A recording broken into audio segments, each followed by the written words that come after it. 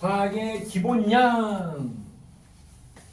과학에서 여러 가지 쓰는 뭐 단위라든가 그다음에 과학에서 쓰는 여러 가지 뭐 문자라든가 이런 것들을 나타내는 게 처음부터 사람들이 딱 보자마자 정한 게 아니란 말이야. 예를 들어 가지고 뭐 질량의 단위는 킬로그램으로 쓰자. 처음부터 정했겠냐 말이야. 아니잖아. 그렇지? 뭐 시간의 단위를 세컨드라고 하자라는 것도 마찬가지고. 처음부터 이렇게 할 수가 없었어. 다 오랜 역사와 수많은 사람들의 연구와 수많은 사람들의 노력으로 이루어진 거란 말이야. 그래서 과학이 기본량에서 제일 처음에 시간과 공간이라는 개념이 나오잖아. 시간과 공간. 이것 또한 마찬가지입니다. 여기에 대한 정의를 수많은 사람들이 했어. 누구나 다 알고 있는 과학자가 있어. 아주 오래전의 과학자. 누구? 물리학 하면 딱 떠오르는 과학자. 누구? 그래, 뉴턴. 새롭게 돌았다고요. 뉴턴이라고요. 그 뉴턴이 시간과 공간은 변하지 않는다라는 얘기를 했어. 그 당시에는 그게 맞는 말이지. 왜? 더 이상 발전된 이론이 나오지 않았으니까. 그래서 시간과 공간은 변하지 않는다. 그래서 너의 시간과 나의 시간은 똑같아. 저쪽에 다른 나라에 사는 사람의 시간과 나의 시간은 똑같아. 이렇게 생각을 했단 말이야. 근데 시간이 지나면서 뉴턴, 그다음에 라이프니츠, 그다음에 뭐 또 그 외에 사람 이름 칸트도 얘기했고요. 시간과 공간을 정의했고요. 하지만 현대 물리학의 아버지가 누구야? 현대 물리학에서 가장 천재적인 과학자라고 생각하는 과학자. 이 사람이 굉장히 유명한데. 5글자야. 아인슈타인? 아인슈타인. 그래요. 그 사람의 이름을 해석하면은 아인, 독일어로 하나라는 뜻이야. 슈타인 이게 돌이란 뜻이야. 하나의 돌이란 뜻이에요. 이름은 참 천재적인 과학자인데 이름은 이렇지. 이 아인슈타인도 얘기했단 말이야. 그게 아니다. 시간과 공간은 변한다. 뭐에 의해서 변하냐면 중력에 의해서 변한다는 얘기야. 중력이라고 하는 것은 이제 나중에 역학적 시스템한테 자세하게 또 배우긴 하겠지만 아인슈타인적인 어떤 그런 개념이 아니라 그건 고전 역학이거든. 그래서 이런 시간과 공간이 변한다는 얘기는 무슨 얘기냐면 예를 들어 가지고 보자기를 이렇게 펼쳤어. 펴신 다음에 여기다가 무거운 공을 이렇게 놓으면 얘가 축 처지겠지. 이런 식으로 축 처지겠지. 그런 상태에서 처진 상태에서 이렇게 있을 거 아니야. 그때 조그만 공을 딱 굴리면 얘가 빙글빙글 돌면서 이 공 근처로 끌려가잖아. 그렇지? 여기 바로 중력을 설명한 거야. 그러니까 어떠한 현체가 어떠한 행성이 또는 어떠한 별이 공간을 차지하는 상태에서 여기서 차지하고 있으면 얘가 중력을 가지고 있으면은 이 중력 때문에 가까워지면 가까울수록 시간이 달라지는 거야. 실제로 우리 지구가 있지만 지구 겉에 있는 여기의 중력하고 여기에 지구 내부의 중력은 다르단 말이야. 지구 내부의 중력이 더 큽니다. 훨씬 더. 지구 바깥쪽보다도 얘가 중력이 더 커. 중력이 더 크면서 시간이 뭐 느리게 가거나 이런 개념들이 나와. 그러니까 중력에 의해서 시간과 공간이 변한다는, 그러니까 여기서 눈에 보이진 않지만 보자기가 축 처지는 것처럼 시간과 공간도 처진다. 그렇기 때문에 중력에 의해서 끌려가고 이런 얘기를 설명한 게 또 아인슈타인이란 말이야. 그러니까 시간과 공간이 절대적이지 않다는 얘기지. 예를 들어서 이런 얘기야. 지금 우리 10층에 있잖아. 10층 꼭대기하고 1층은 중력이 그만큼 차이가 나. 1층이 더 커, 중력이. 10층보다는. 그러면 1층에 있는 사람들이 시간이 우리하고는 비교했을 때 조금이라도 늦게 가는 거야. 덜 늙는 거야. 지하로 들어가면 들어갈수록 당연히 시간은 더 천천히 가겠지. 그런 개념들. 그러니까 절대적이잖아. 뉴턴은 시간과 공간이 절대적이라고 생각을 해서 거기에 대한 얘기를 했지만 아인슈타인은 시간과 공간은 상대적이라는 개념을 통해 가지고 상대성 이론이 나오게 되는 거예요. 그런 개념이에요.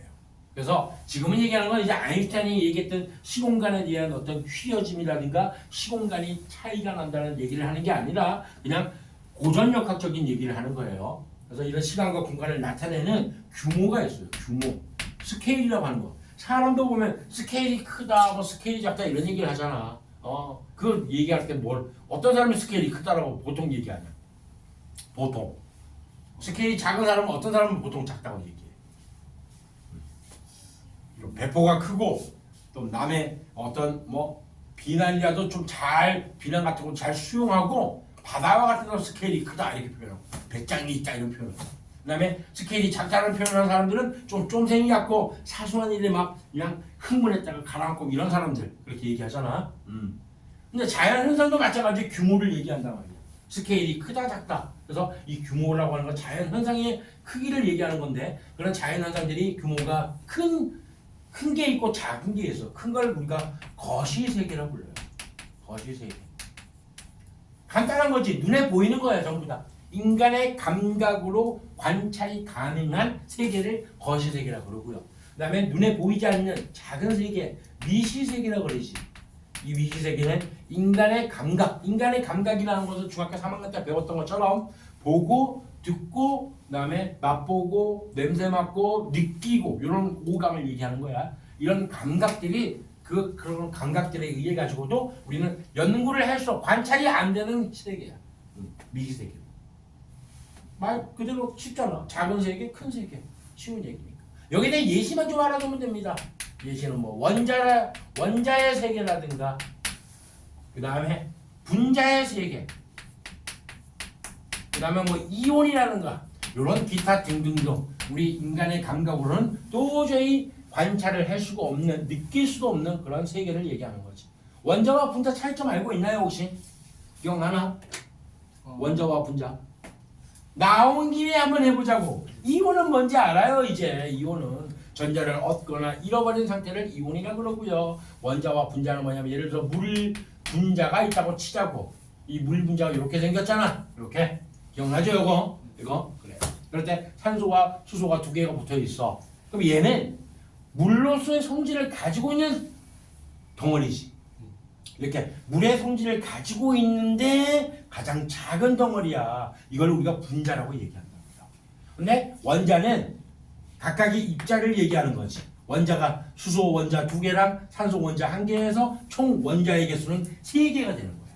이렇게 되는 거지. 원자는 더 이상 쪼갤 수 없는 가장 작은 단위라고 하는데 사실은 원자 또한 쪼갤 수가 있죠. 쿼크로 나눠주잖아. 쿼크 배웠잖아. 쿼크 그래. 그런 것처럼 이렇게 개념이 나오는데 원자와 분자의 차이점을 알면 돼요. 예를 들어가지고 여기 앞에다가 2라고 썼어. 그러면은 물 분자가 2개인 거 아니야 이거는. 그렇지? 물 분자는 2개지만 원자로 간다면 물을 이루고 구성하는 원자로 간다면 4개에다가 2개, 6개가 되는 거지. 총 하나, 둘, 셋, 넷, 다섯, 6개. 이렇게 개념이 차이가 난다는 거 좀 알아두도록 하고요. 원자의 세계 중에 가장 작은 원자 한번 그려볼게 내가. 양성자 1개와 전자로 이루어져 있는 원자, 수소 원자죠. 수소 원자. 이 수소 원자의 크기까지 측정을 했어. 현대 물리학에서. 굉장하지? 상상하지 못할 정도야. 우리 눈에 보이지 않는 이런 형태의 수소 원자를 지름을 측정하니까 이 지름이 0.1 나노미터다. 책에 나와 있는 것처럼 0.1 나노미터, 0.1 나노미터. 나노라는 뜻이 나왔어요. 이건 숫자입니다. 미터는 미터지만 얘 길이 단위지만 얘는 숫자예요. 뭐냐면 10의 마이너스 9제곱이라는 뜻이야. 좀 더 쉽게 얘기하자면 1m가 있으면 1m를 10억 등분을 해요. 등분을 해서 이렇게 나눠가지고 그랬을 때 한 칸이 1 나노미터야. 그걸 다시 10등분하면 한 칸이 0.1 나노미터지. 상상하기 힘들 정도로 작은 단위란 말이야. 그것까지 미시세계를 연구한 거야. 그 다음에 전자가 원자의 주변을 한 바퀴를 돌 거 아니야. 한 바퀴 돌 때 걸리는 시간, 그 시간이 150초도 아니고요. 아토초라고 해. 아토초. 아토. 이런 말이 나와요. 뭐냐면 1아토초는 몇 초에 해당하느냐 이것까지 계산을 했어요. 그래서 단위를 만들어낸 거야. 얘는 뭐냐면 10의 마이너스 18제곱이야. 0.00000000001 그겁니다. 1아토초가 10의 마이너스 18제곱 초가 나와요. 굉장히 짧은 시간이지. 이 짧은 시간 동안에 회전하는 것을 측정을 한 거야. 물리학자들이. 굉장하잖아. 이런 거 볼 때마다 아주 가슴이 웅장해집니다. 어떻게 알아냈을까 궁금하기도 하고요. 굉장한 이런 측정 기술이 발달됐어요. 현재 그게 바로 작은 미시세계다. 이런 접두어는 좀 알아두세요. 접두어 또는 10의 마이너스 18제곱 나누는 10의 9제곱 마이너스 9제곱 된다는 거. 1m를 10억 등분 이게 10억이잖아. 10억. 1, 10, 100, 1000만, 10만, 100만, 1000만, 10억. 1 딱 붙으니까 9개지. 그렇지? 그러니까 마이너스 9제곱이라는 얘기는 1m를 10억 등분을 했을 때 한 칸이 그렇구나. 그게 1 나노미터인데 그걸 다시 10등분했을 때 한 칸이 수소 원자의 길이구나. 지름이구나. 이렇게 생각합니다. 됐죠? 나중에 접두어는 따로 정리를 할 거니까 그때 가서 한 번에 정리하도록 하고요. 거시세계는 뭐 쉬워요. 이거 눈에 보이는 거 전부 다. 나무, 칠판, 뭐 이런 기타 등등등. 그 다음에 태양계도 되고요. 태양도 되고요. 그다음에 또 우주도 되고 우주에 있는 우주에 있는 각각 여러 가지 행성들, 기타 등등등, 우주 등등등 이런 것들이 전부 다 거시세계라는 거. 인간의 감각으로 관찰이 충분히 가능합니다.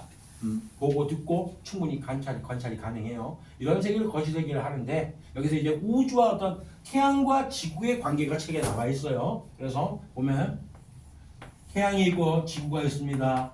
이렇게 쓰면 설마 이거 태양의 약자가 뭔지 모르진 않겠지. 알죠. 수원이라고 해서 어떤 친구 옆에 있는 친구가 수원이래요 선생님이 알아요. 그러더니 스펠링 얘기해봐. 그러니까 SON 이지랄 하더라고. 에이씨 아주 그냥 이는 뭐야 자 그러니까 이스트요 그러더라. 얼씬데 공부해야 돼. 영어 공부해야 돼. 영어를 못하는 친구들 나중에 대학 가도 학점이 안 나와요. 다 원서니까 다 영어로 된 척으로 공부해요.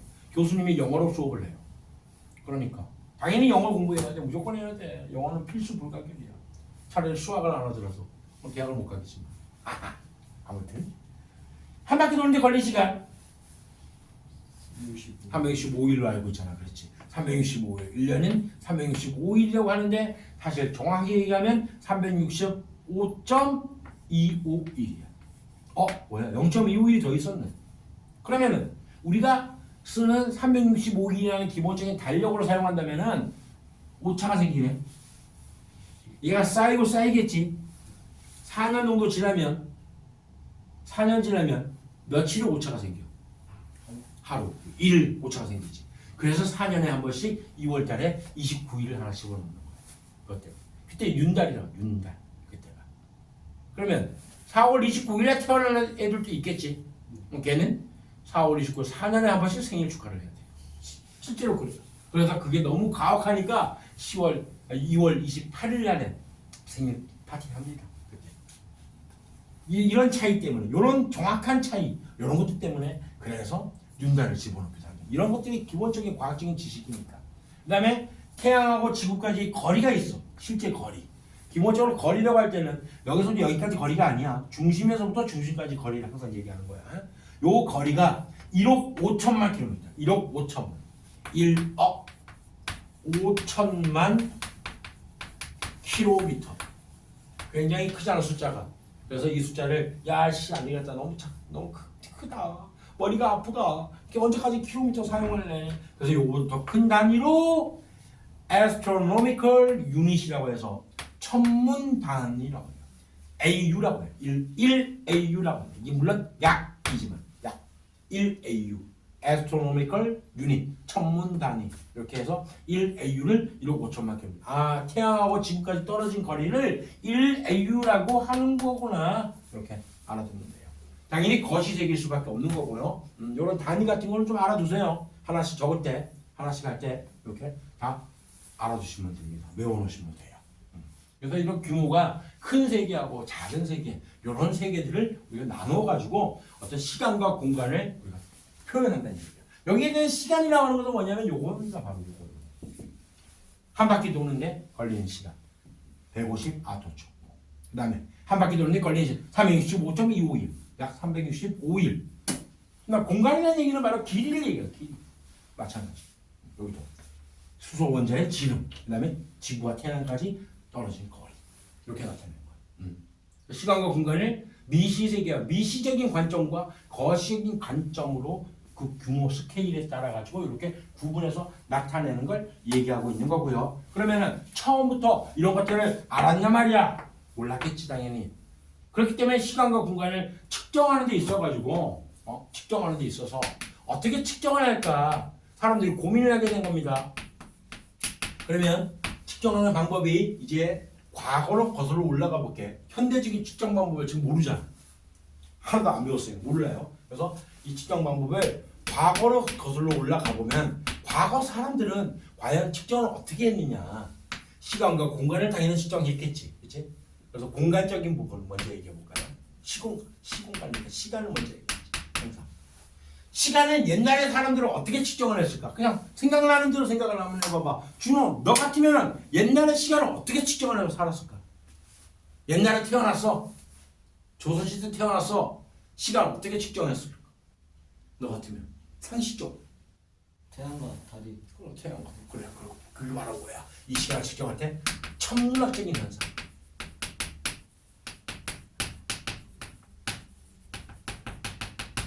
태양과 달 위치라든가 그다음에 달의 모양 변화 이걸로 잘 메모해 놓는 거야. 그러니까 메모하는 습관이 가장 좋은 기술이에요. 메모 잘 일일이 기록해 놓는 거야. 그랬을 때 음력 며칠이 됐을 때는 달의 모양이 이렇더라. 다음에 지금은 태양의 위치가 머리 꼭대기에 있더라.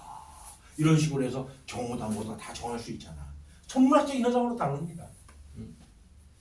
이게 발전돼 가지고 세종대왕이 또 세종대왕 때 만들어진 거 앙부1구 들어봤나요?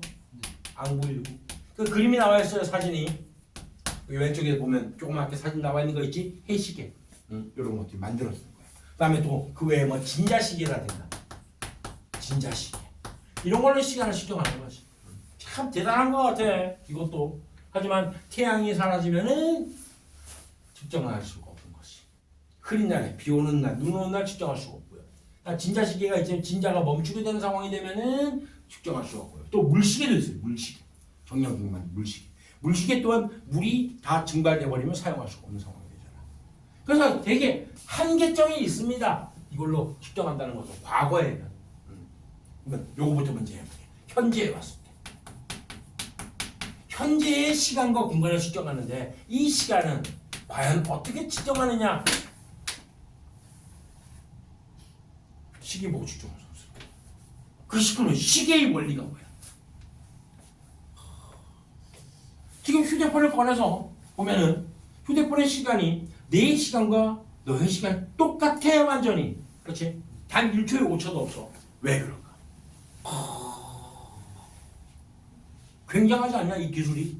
이게 아무것도 아닌 것처럼 보여. 하지만 이 기술은 어마어마한 거야. 대한민국에 있는 사람들은 오늘 시간이 좀 다를 거야. 하지만 휴대폰 봤을 때 똑같아 시간이. 그러면 어떤 기준이 되는 시간적인 개념이 있었기 때문에 그게 공통적으로 다 딱 맞아떨어지게 되는 상황이 되는 거잖아.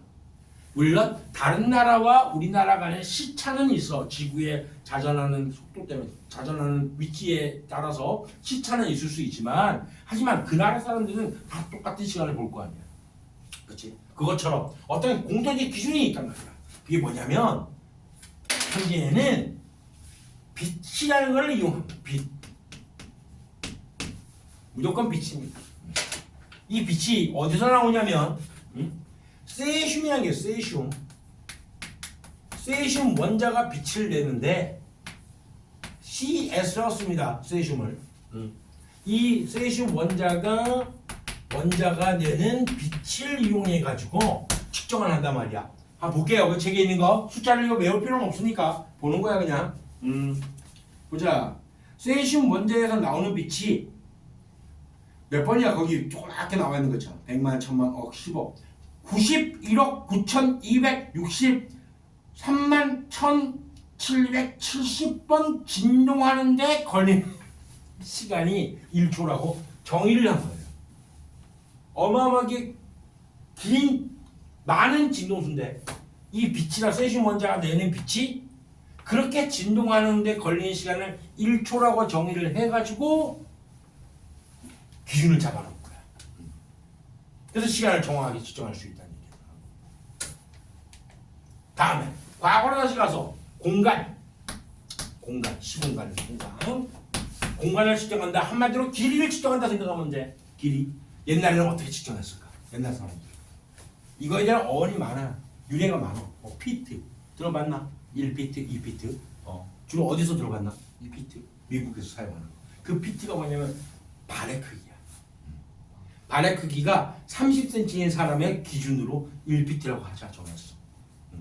발의 크기가 30cm면 300mm인데. 300mm면 굉장히 큰 거지. 그 사람은 발이 컸나 봐. 아무튼 그래서 그 사람의 발 기준으로 하는 거야. 신체적 길이, 신체의 길이. 옛날에는 하게 됩니다. 또 어떤 왕이 팔꿈치부터 여기까지 길이, 가운데 손가락까지 길이를 기준으로 했대. 요걸 큐빗이라는 표현도 써요. 이런 것들. 큐빗 이렇게 하고. 다음에 또 한 걸음 걸을 때 보폭이 있을 거 아니에요. 요걸 기준으로 해서 한 발자국, 두 발자국, 세 발자국, 네 발자국 하면은 길이가 나올 거 아니에요. 얼마? 또 그런 식으로 하기도 하고요. 무릎까지 길이, 별의별 거 다 정했어. 신체적인 길이뿐만 아니라 여러 가지로 다 정했어. 그 다음에 이것뿐만 아니라 어떤 막대기, 일정한 막대를 이용해. 일정한 길이의 막대.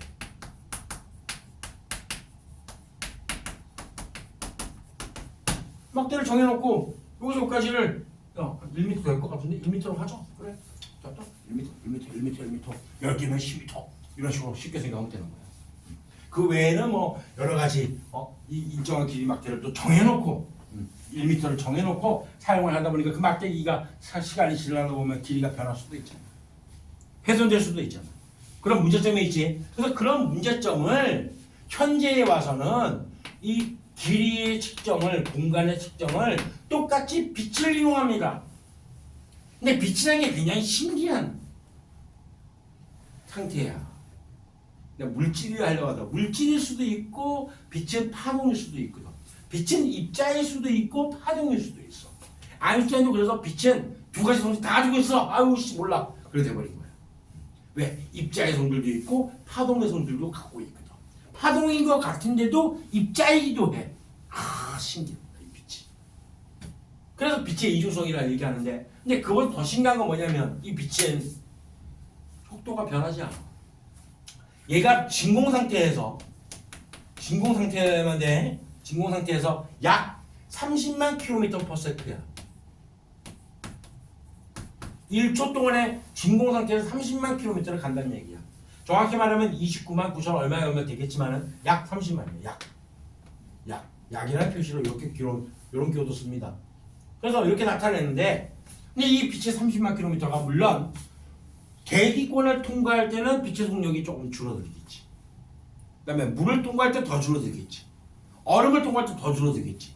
다이아몬드 통과할 때 더 줄어들어. 사실이야. 그러나 똑같은 진공이란 조건 내에서는 속력이 변하지를 않아. 예를 들어 이런 얘기입니다. 만약에 요 정도는 이제 충분히 이해할 수 있으니까 내가 설명해 주는 거야. 버스를 타고 있어요. 자, 버스가 이쪽으로 20m/s로 가고 있습니다. 1초 20m 가고 있는데 여기서 내가 공을 던졌어요. 공을 서가지고 공을 이쪽으로 던졌습니다. 얘를 뭐 5m/s로 던졌대요. 그러면 이 사람은 5m/s로 보일 것이야. 근데 밖에서 보면은 이 공은 이 버스의 속력하고 더해져가지고 25m/s로 보이겠지. 더 빠르게 보이겠지, 맞지? 그래, 이게 당연한 이야기야. 맞는 얘기야. 근데 빛은 20m/s로 달리는 상황에서 여기서 이 사람이 서가지고 손전등으로 빛을 비췄대. 찍찍하고 그 빛을 비추면 빛이 30만 km/s잖아. 그러면 30만 km/s에다가 더하기 20m/s로 밖에서는 보여야 되잖아. 근데 이 빛의 속력이 이렇게 해도 똑같이 30만 km/s로 보이더래. 관찰. 그러니까 빛의 속력은 뭐 상태가 변하지 않는, 진행하는 상태가, 물질의 상태가 변하지 않는, 즉 유식하게 말하면 매질의 상태가 변하지 않는 한 빛의 속력은 일정하다. 변하지 않는다. 원래 여기서 더해줘야 되잖아, 상식적으로. 맞지? 근데 밖에서 봐도 이건 무시하고 30만 km/s로 보이는 거야. 신기하지. 그러니까 이런 원리를 이용했기 때문에 이 길이를 측정하거나 시간을 측정할 때는 변함이 거의 없어요. 공간을 측정할 때는 마찬가지. 빛이 빛이 왕복하는데 걸리는 시간이라든가 아니면은 어느 부분을 통과시켰을 때 빛을 통과시키면은 여기서 반사되고 여기서 반사되는 거 다를 거 아니야. 두 반사체가 두 개가 있을 때 통과를 하면은 일반적인 유리 같은 건 이렇게 됩니다 실제로. 그러면 이때 이 두 개를 분석해서 빛의 어떤 차이, 속력 차이 요거를 이용해서 실제로 그 빛을 이용해서 길이를 구할 수 있는 상태까지 갔단 말이에요. 이런 것들을 이용해가지고 결과적으로 빛이라고 하는 걸 이용해서 시간과 공간을 현재는 나타내기 때문에 오차가 거의 없습니다. 아예 없다 얘기 안 했다. 얘 같은 경우는 세슘 원전에서 나오는 빛을 이용해서 시간을 측정하잖아. 그러면은 이게 자료마다 다 달라. 어떤 경우는 3,000년에 1초 오차 난다고 나와 있고, 어떤 경우는 몇만 년에 1초. 어쨌든 아주 긴 시간 동안에 1초 정도 오차 난 정도로 하면은 이거 사용하는 게 맞겠지. 당연한 거지, 그렇지? 그래. 그래서 실제로 옛날과 과거와 현재의 시공간의 어떤 개념적인 부분이 달라진다라는 거 그렇게 알아두면 됩니다. 현대에 이제 와서 현대의 어떤 측정 기술, 이런 시간과 공간을 측정하는 기술, 그 외에도 다양한 장비를 이용한 측정 기술이 어떻게 되느냐? 현재의 측정 기술.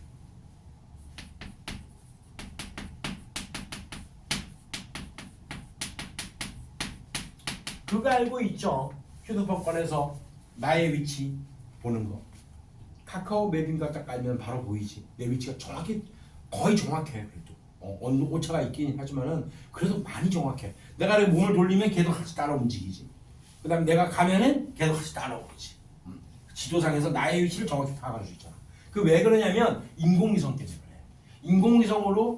인공위성에서 오는 신호를 휴대폰이 수신하는 거야.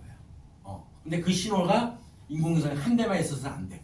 야, 한 3대 정도는 최소한 있어야 돼. 그래야지 그 신호를 나의 위치를 정확히 이 위치라고 있다. 여기 학원에 있다. 이 건물에 있다라는 걸 파악할 수 있게 된다고. 그걸 뭐라 하냐면 GPS요. GPS. 글로벌 포지셔닝 시스템의 약자로 GPS가 여기 뭐 나와 있잖아. 위성 위치 확인 시스템이라고 나와 있는 거. 그걸 얘기하는 겁니다. 이걸 통해 나의 위치를 정확히 알 수 있는 게 이제 요거를 인공위성을 이용하는 겁니다. 인공위성이 굉장히 많아요. 인공위성의 이용으로 나의 위치를 정확히 알 수 있고, 내비게이션도 마찬가지야. GPS가 작동이 돼야 돼. 인공위성이 제대로 작동하지 않으면 길 찾다가도 길을 엉뚱한 데로 가고 나의 위치도 엉뚱한 데에 있게 되는 상황이 되는 거예요. 근데 그러다 보니까 문제가 좀 있을 수도 있어. 선생님이 10월달인가 11월달인가 그때 전라도 쪽으로 해서 맛집 탐방을 갔다 왔거든. 다 갔다 왔는데 웬걸 다음 달 됐는데 나의 위치, 내가 어느 식당에서 있었는지, 내가 어느 지역에 어느 식당을 갔었는지가 다 알아요. 다 떠. 기록이 다 나와. 깜짝 놀랐어. 이거 뭐야? 어떻게 그래도 내가 간 식당까지 다 나오냐. 와. 개인정보의 어떤 탈탈 털림. 그런 것도 있을 수 있는 거야. 사실은. 과학이 항상 그렇습니다. 과학기술이 발달해서 어떤 현대 문명을 잘 누리게 되면은 거기에 따른 부작용들이 항상 있어요. 여기에 관련된 거는 이제 자세한 거는 제일 마지막 단원에서 배울 거예요. 자, 다음 두 번째로는 전자현미경이라고 있어요. 전자현미경. 일반적인 현미경은 뭔지 알아요. 일반 현미경. 이렇게 생긴 거 있잖아. 저번에 이렇게 현미경 본 적이 있나? 이런 거. 이렇게 생겼고, 이렇게 생겨가지고 손잡이 이렇게 있고요. 여기서 이제 광원을 쏘고 여기다가 세포를 올려놓기 재물대가 이렇게 있는 이런 현미경이야. 여기에 빛을 쏘면은 이 빛이 통과 가시광선을 쏜다. 가시광선. 전등이니까. LED 전등 같은 거. 가시광선을 쏘면은 여기 세포를 통과해서 산이 대물 렌즈에서 확대가 되고 저반 렌즈에서 또 확대가 돼서 크게 보이는 거야. 이게 진짜 전자현미경은 이 정도 수준이 아닙니다. 실을 놓으면은 그 전자현미경 원리가 대충 자세한 몰라도 괜찮아요. 이렇게 세포 같은 걸 올려놨어. 이 세포를 얇게 썰어서 봐야 되는 거야. 첫 번째 현미경 그런 현미경이야. 밑에서 뭘 쏘냐면 전자선을 쏩니다. 전자선을 딱 쏘게 되면은 그러면 여기에 이 화면이 사진으로 이렇게 관찰이 되는 거야. 굉장히 세밀하게 볼 수 있어. 일반적인 광학현미경 같은 경우는 우리가 세포의 내부에 있는 세포 소기관에 핵이 있는지 염록체가 있는지 정확하게 관찰이 안 돼. 염색을 따로 해야지 관찰이 되는 거야. 그래서 여러분 중학교 때 왜 세포의 세포 분야를 관찰하는 그 방법에서 염색약 뿌리는 거 들어봤지? 염색약 뭐 들어봤노? 염색약 이름 기억나는 거 있노? 잠시만요. 염색약 이름 아세트선카민 들어봤노? 못 들어봤노? 알았다. 그런 걸 염색해야 된다고요. 근데 이거는 전자선호는 얘도 마찬가지 염색 기술이 있긴 있겠지만은 그것보다는 어쨌든 세포 소기관을 내부를 자세하게 세밀하게 볼 수 있어요. 그게 전자현미경이야. 또 다른 전자현미경 물론 이런 것도 있어. 시료를 놓고 관찰하고자 하는 세포를 금속으로 코팅을 해. 입체적인 구조를 보려고. 여기서 전자선을 쏩니다. 그럼 반사돼서 들어올 거 아니야. 요게 이제 사진으로 보여요. 입체적인 구조가 볼 수 있어. 이런 것도 있어요. 아무튼 이런 전자현미경의 발달로 나노 단계까지, 나노 수준까지 관찰이 가능하다. 몇 나노미터, 몇 나노미터 아주 작은 단위까지도 관찰할 수 있는 그런 상태가 되었다는 거. 근데 이게 이 전자현미경은 아니지만 그 다음에서는 원자힘 전자현미경을 쓸 거야. 원자힘 전자현미경 또는 초고속 투과 전자, 투과석 그거 빼고 원자힘 전자현미경 먼저 쓸게요.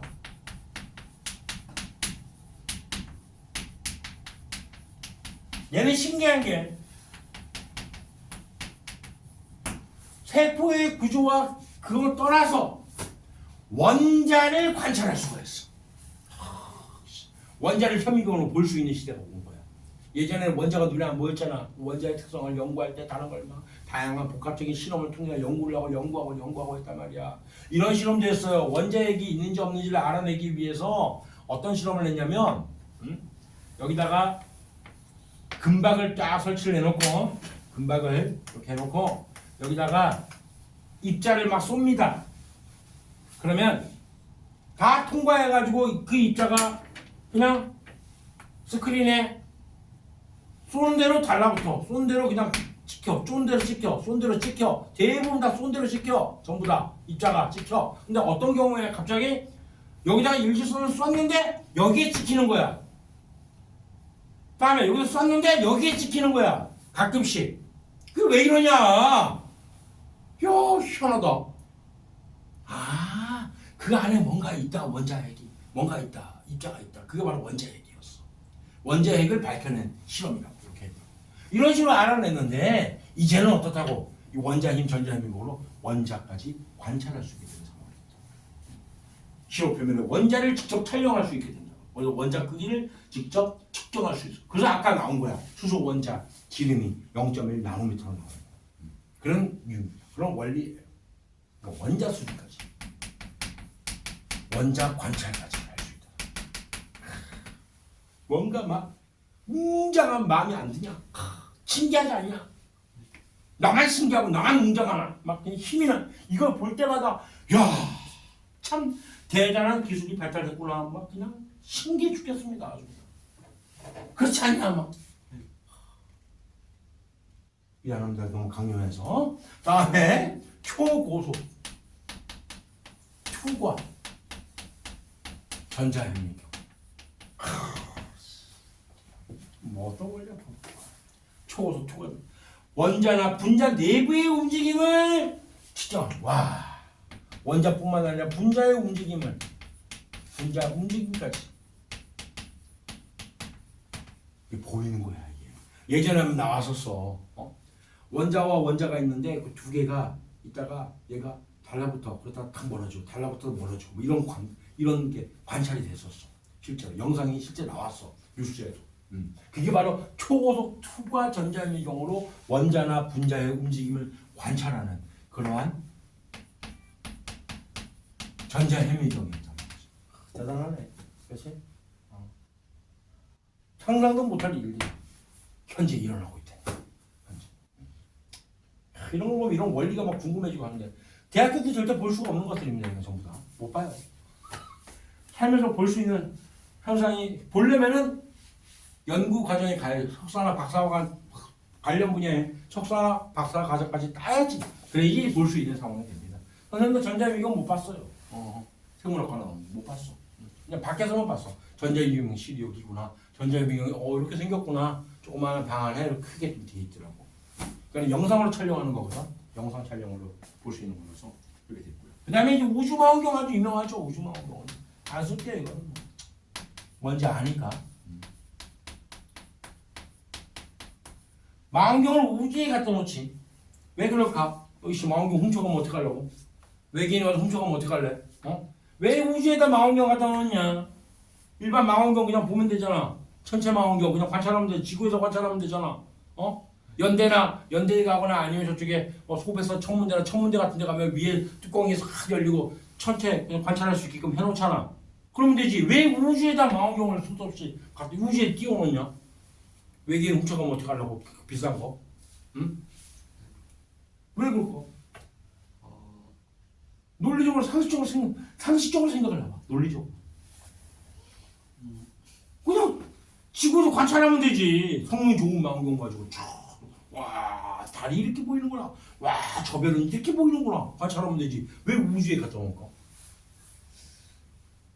외계인이 왔다가 지구에 놀러 왔다가 망원경이다. 야 훔쳐가자. 우리 거다 이제.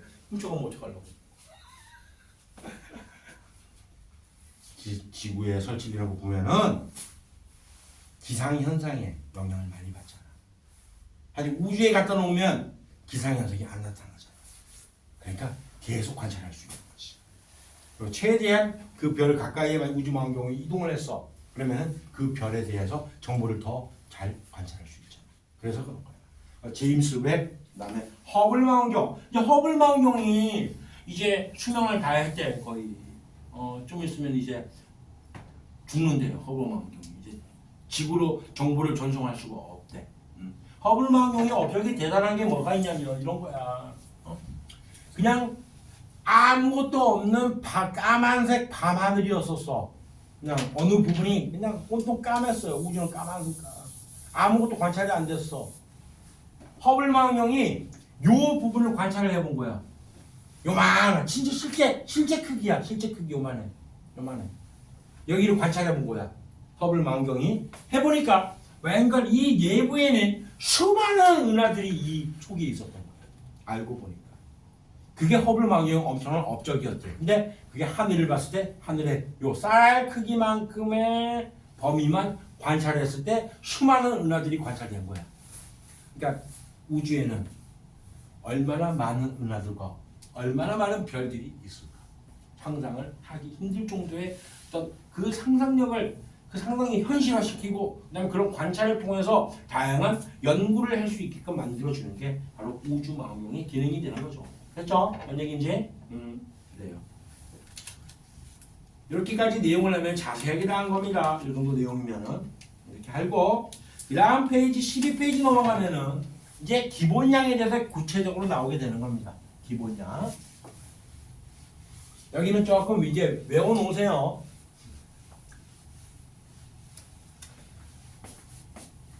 과학자들뿐만 아니라 단위를 정하는 사람들이 모여서 이제 생각을 한 거야. 야 너무 중구난방으로 쓰지 않느냐.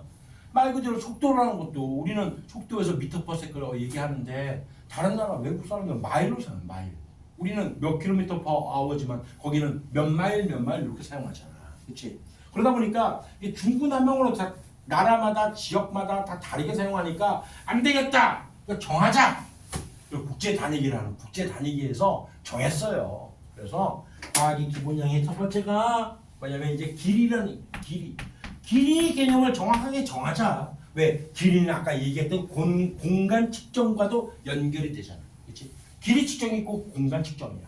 왜 그럴까? 이런 말을 들으면서도 왜 그렇지? 정확하게 이해를 하고 넘어가야 돼. 왜 길이 측정은 곧 공간의 측정일까?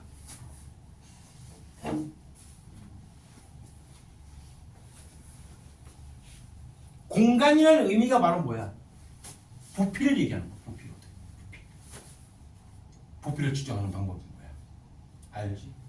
가로의 길이, 세로의 길이, 높이 곱해서 측정하잖아. 그러니까 당연히 길이는 결국엔 길이 측정, 공간의 측정과 연결되는 거지. 그러면 또 하나 요 퀴즈를 하나 낼라 하는데. 퀴즈를. 알겠어. 일단 나중에 내겠습니다. 그래서 길이에 대한 걸 정하자. 길이는 우리가 영어로 뭐라 그래? 길이요? 길이 영어로 뭐라 그래? 안 나와 있어 책에. 길이. 몰라. 랭스가 랭스. 랭스. 이렇게 얘기해요. 길이의 단위를 정하자라고 해서 정해놓은 게 바로 뭐냐면 미터입니다. 안 적어져 있지 한글로. 미터. 됐고요. 그 다음에 아까 시공간을 항상 시간을 먼저 쓰잖아. 다시 먼저 쓰자. 그냥. 아이 진짜. 시간, 공간은 길이에 대한 개념이야. 길이. 얘는 미터라고 쓰고요. 시간은 영어로 뭐라 그래요? 타임이라고 그러지 영어로. 이거 뭔 소리야? 세컨드는 단위고요. 타임이라고 그러죠. 시간.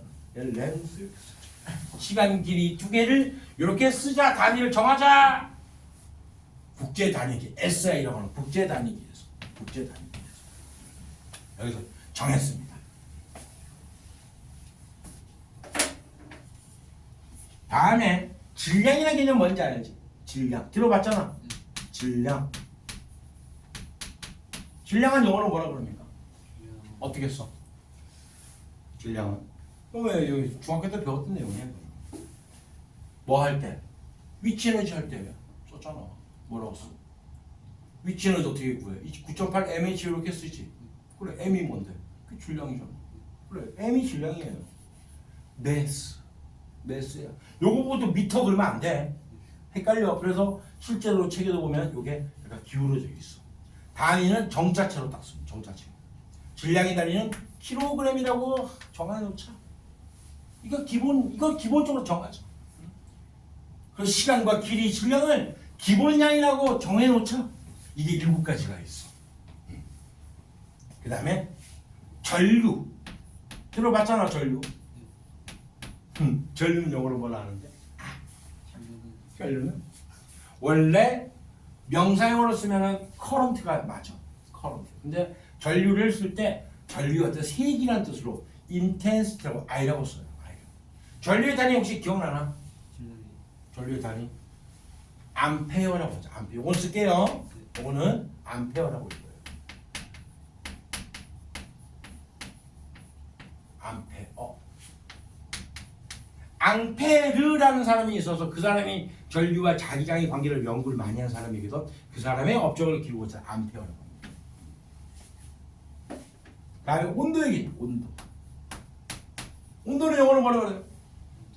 온도는 영어로 이거는 다 알던데. 봐봤자 책에 봐봤자 안 나와 있어. 책을 자꾸 봐. 안 나와 있어요. 템퍼레이처. 몰라? 그렇구나. 템퍼레이처랍니다. 온도는 우리가 보통 도시 온도를 많이 쓰지. 섭씨 온도. 그 섭씨 온도는 뭐냐면 물이 얻는 점을 0이라고 하고 물이 끓는 점을 100이라고 해놓고 이걸 100등분을 한 거야. 그게 섭씨 온도야. 기준이. 근데 과학에서는 켈빈 온도를 씁니다. 켈빈 온도. 우주의 기온을 잠깐 얘기했었던 거잖아. 켈빈. 이건 뭐냐면 분자의 운동, 어떤 입자들의 운동 정도를 수치화시킨 게 켈빈 온도야. 과학은 오히려 이런 섭씨, 물에 어느 점 끓는 점보다는 요거보다는 분자의 어떤 입자의 운동 정도를 수치화시키는 게 좀 더 과학적으로 나타내는 게 맞다라고 해서 켈빈 온도를 많이 써. 켈빈. 그렇죠? 켈빈. 그다음에 광도. 지금 몇 가지야 지금? 6개네. 그래. 광도라고 하는 것은 이걸 몰라. 이걸 영어로 내가 물어보면 내가 잘못된 거야. 100% 몰라. 아나? 알면 10만 원 줄게. 헤헤헤 막 찍는다. 10만 원은 눈이 번쩍 뜨이죠. 광도는 에리어서 루미노시티라고 그럽니다. 루미노시티. 요 광도는 뭐냐면 옛날에 촛불 하나가 밝히는 양초 하나고 밝히는 밝기를 우리가 뭐라 했냐면 양초가 영어로 뭔데? 캔들. 그래서 됐다. 다행이다. 그래. 캔들에서 유래가 됐어요. 그래서 CD라고 해서 칸델라고 캔들하고 비슷하잖아. 칸델라라고 읽어요. 광도를 1칸델라가 바로 양초 한 개가 촛불 한 개가 내는 빛의 밝기를 1칸델라 이렇게 얘기해요. 또 하나 남았죠. 이제 하나 남았죠. 요거는 못 들어봤을 거야. 요거는 물질량.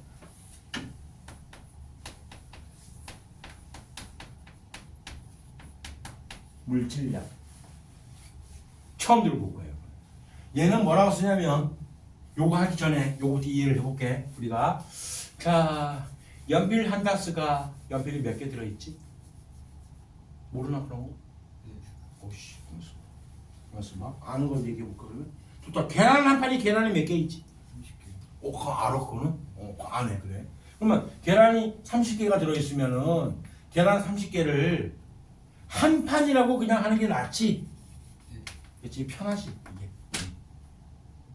예를 들어가지고 이 정도 부피가 이제 22.4리터라고 치자. 그냥 22.4리터예요. 이 정도 부피 속에 기체 분자가 기체 입자가 6.02 곱하기 10의 23씩 실제 있어. 이 정도 책이 없다니까. 책봐도 안 나와있어. 책봐도 안 나와있어. 칠판만 보고 설명 들으면 돼요. 이 정도 있어. 너무 숫자가 꼬름하잖아.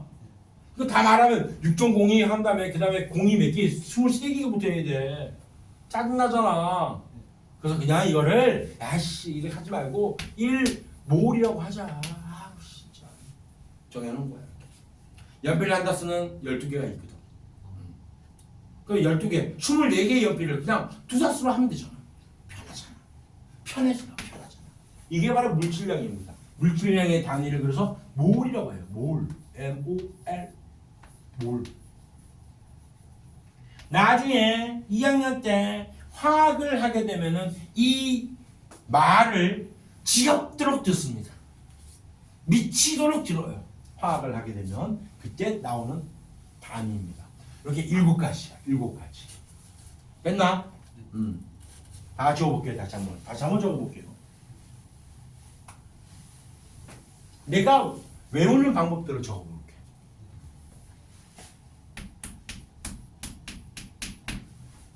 시간과 길이에 앞 글자를 쓴 거지. 시기가 내가 있어. 야, 그럼 재라. 뭘 재라 했냐면 물질량 좀 제대로 재라. 물질량이 나오니까 질량은 그냥 따라 나오네. 그렇지. 물질량을 재라. 어떻게 재라? 온전하게 재라. 온전하게 좀 재라. 온전하게 재라. 미친놈아. 아유 씨. 이렇게 외웠어 내가 그냥. 7개 다 외워야 돼요. 시간, 길이, 질량, 온도, 전류, 광도. 이렇게. 시기라. 물질량 좀 제대로 재라. 온전하게 재라. 이 미친놈아. 근데 이렇게 하니까 안 잊어버리더라. 나는 기발한 방법 있나? 외우는 방법 만들어 봐봐 빨리. 시간의 단위는 뭐라고요? 세컨드 초라고요. 길이의 단위는 미터라고요.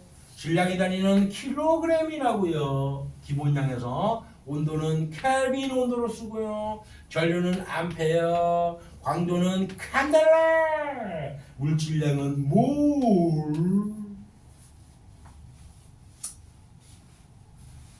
다른 방법이 있나? 해봐. 말만 들어봐봐. 외워보세요. 한번. 어떤 방법이 좋을까? 응? 몇 대를 고민했어. 안 나오더라. 이게 최상이었어. 시기라. 물질량 좀 제대로 온전하게 재라. 미친놈아. 이거 말고 더 기발한 방법이 나는 안 나오더라. 나오나? 나오면 그대로 외워. 근데 본인이 나는 선생님 저는 한 번 딱 보면 바로 딱 사진 찍지 외워줘요. 왜 그렇게 외우는데? 시험 볼 때까지 생각할 수 있으면 돼. 언제까지? 고등학교 졸업하는 그날까지. 수능 보는 그날까지 생각하면 돼요. 하지만 그게 아니라면은 되도록이면 말 외우자고. 시기라 물질량 좀 제대로 본전하게 재라 미친놈아. 이렇게 외워놓으면 좀 더 낫지 않을까 하는 생각이 듭니다. 됐죠? 다음이 과학의 기분량에 대한 이거를 누가 정했다고? 국제 단위계 SI에서 정했다고요. 이렇게. 이거는 어떻게 하라고? 전 세계 사람들은 요 7가지를 기본량이라고 하고 요거의 단위를 이렇게 통일해서 쓰자라고 했다고요. 하지만 지역별로 나라별로 조금씩 다르게 쓰는 경우는 있어. 맞지? 뭐 마일이라든가 길이의 단위가 바로 마일 아니야, 마일. 맞나? 몇 마일 남았다, 맞죠? 길이의 단위 여기 쓰기도 하고. 이거 앞에다가 적도를 붙여서 킬로미터, 뭐 밀리미터, 센티미터, 그다음 마이크로미터, 뭐 나노미터 이렇게 쓰긴 하는데 어찌됐든 기본적인 단위는 이렇게 쓰자라고 했다고. 그렇지? 이건 정해놨으니까 어쩔 수 없어. 국제 단위에서 정했어. 그러니까 우리는 외우고 따라야 됩니다. 요거 근데 이런 것들이 확립되는데 시간이 굉장히 걸렸겠지. 역사적인 이야기가 슬슬 살살 나와요. 역사적인 이야기가. 그거는 10분 광고에 오겠습니다.